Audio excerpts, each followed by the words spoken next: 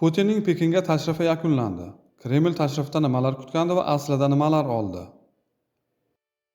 Isroil Sumut flotiliyasi a'zolariga shafqatsizlik qilgani dunyoni g'azablantirmoqda.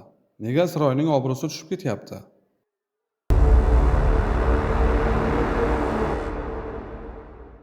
Assalomu alaykum. Bugun 24-may yakshanba.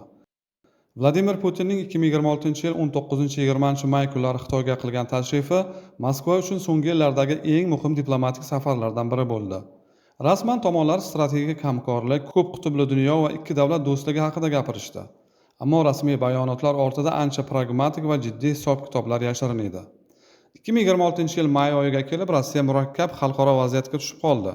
G'arb sanksiyalari saqlanib qolgan. Yevropa bozori Rossiya gazi uchun deyarli yopiq. Rossiya iqtisodiyotining Osiyo yo'nalishiga qaramligi yanada ortib boryapti.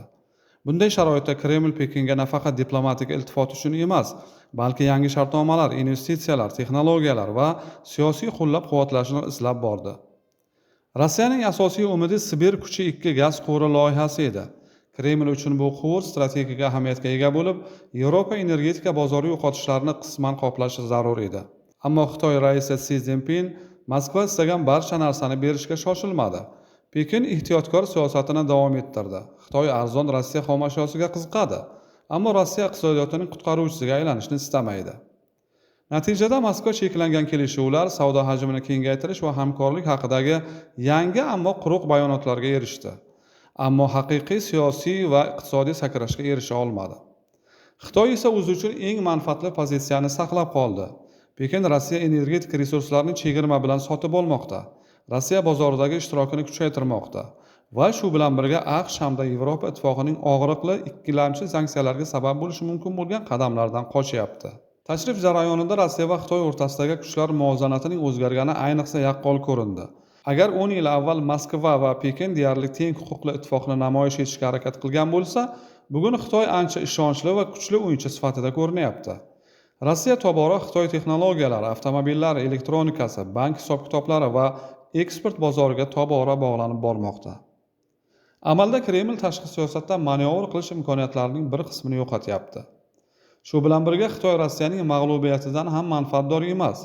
Pekin uchun Moskva G'arbga qarshi kurashda muhim geosiyosiy sherik bo'lib qolaveradi. Ammo Xitoy Rossiyani haddan tashqari kuchayib ketishini ham istamaydi. Pekin o'z yonida kichik uka, qaram sherik, resurs yetkazib beruvchi va tobora ko'proq Xitoy yo'nalishiga moslashayotgan siyosiy ittifoqchini ko'rishni afzal biladi xolos. Putinning tashrif yakunlari ikki xil ma'no kasb etdi. Rossiya ichida bu tashrif Moskva-Pekin ittifoqining mustahkamligi va Rossiya xalqaro yakkalanishda emasligining isboti sifatida ko'rsatildi. Ammo amaliy natijalar boshqacha manzarani namoyon qiladi.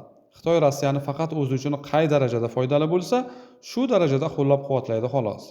Muzokaralarning asosiy xulosasi shundaki, Moskva va Pekin o'rtasidagi munosabatlar tobora teng sheriklik formatidan uzoqlashib boryapti. Yangi geosiyosiy voqelikda Xitoy katta kuch markaziga aylandi. Rossiya esa borgan sari Xitoy shartlariga moslashishga majbur bo'layotgan qaram sherikka aylanib boryapti.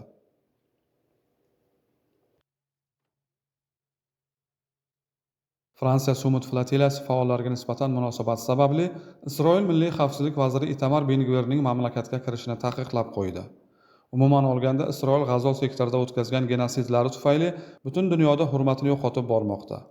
Shuningdek, Sumut flotiliyasi a'zolariga nisbatan yaqinda qilingan qattiq va shafqatsiz munosabat ham Yevropa davlatlari va Janubiy Koreya jamoatchiligi orasida g'azab va norozilikni kuchaytiryapti. Masalan, Janubiy Koreya prezidenti Lee Jae-myung Sumut flotiliyasi kemasida bo'lgan janubiy koreyalik fuqarolarning noqonuniy ushlab turgani uchun Isroilni tanqid qildi. Prezident bu harakatlarni xalqaro huquq nuqtai nazaridan asossiz va odam o'g'irlash deb baholadi. Bundan avval Isroil Tashqi ishlar vazirligi flotiliyaga tegishli barcha kemalar nazoratga olingani va 430 nafar faol ushlab qolinganini ma'lum qilgan edi. Ular Isroilga olib kelinib, qamoqlarga tashlangan. Ma'lumki, Sumut G'azo sektoridagi vaziyatga jahon e'tiborini qaratish va u yerga dengiz orqali gumanitar yordam yetkazishga qaratilgan xalqaro gumanitar flotiliya hamda jamoatchilik tashabbusining nomidir. Sumut so'zi arab tilida matonat, mustahkamlik va bardosh ma'nolarini anglatadi. Falastin siyosiy va madaniy muhitida bu atama falastinliklarning urush, blokada va vayrongarchilikka qaramay yashash va qarshilik ko'rsatish qobiliyati ramzi sifatida qo'llaniladi. 2026-yil may oyida G'azo sektori tomon yo'nalgan Sumud flotiliyasi ham shunchaki gumanitar aksiya emas, balki dunyoning Isroilga nisbatan o'zgarib borayotgan munosabatining kuchli siyosiy va ma'naviy ramziga aylandi. Ammo Isroil uchun bunday missiyalar doimo faqat gumanitar tashabbus emas, balki G'azoning dengiz blokadasiga siyosiy chaqiriq sifatida ham baholanadi.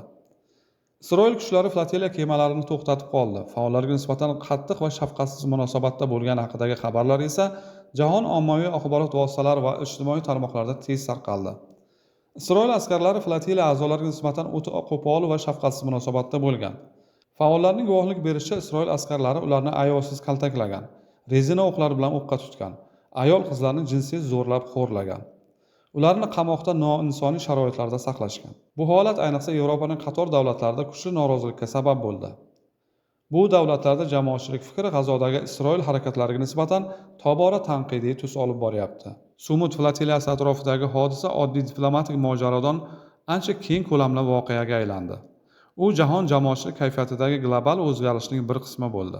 Avvallari Isroil ko'plab mamlakatlarda avvalo xavfsizlik tahdidlariga duch kelayotgan davlat sifatida qabul qilingan bo'lsa, G'azodagi vayronagarchilik va genosidlar ortidan xalqaro munosabat sezilarli darajada o'zgardi. Tobora ko'proq huquq himoyachilari, talabalar, jurnalistlar va jamoatchilik harakatlari Isroilni shafqatsizlikda va gumanitar falokatda ayblamoqda.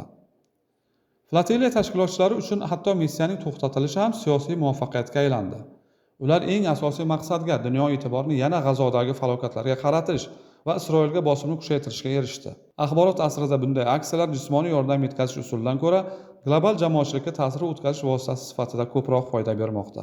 Sumud atrofidagi vaziyat shuni ko'rsatdiki, G'azo atrofidagi kurash endi faqat jang maydonlarida emas, balki xalqaro jamoatchilik fikri sohasida ham kechadi. Bu maydonda esa Isroil tobora jiddiy imij yo'qotishlariga duch kelmoqda. Bugun sizlar bilan gaplashmoqchi bo'lgan mavzularimiz shulardan iborat edi. Keyingi dasturlarimizda ko'rishguncha xayr. Salomat bo'ling.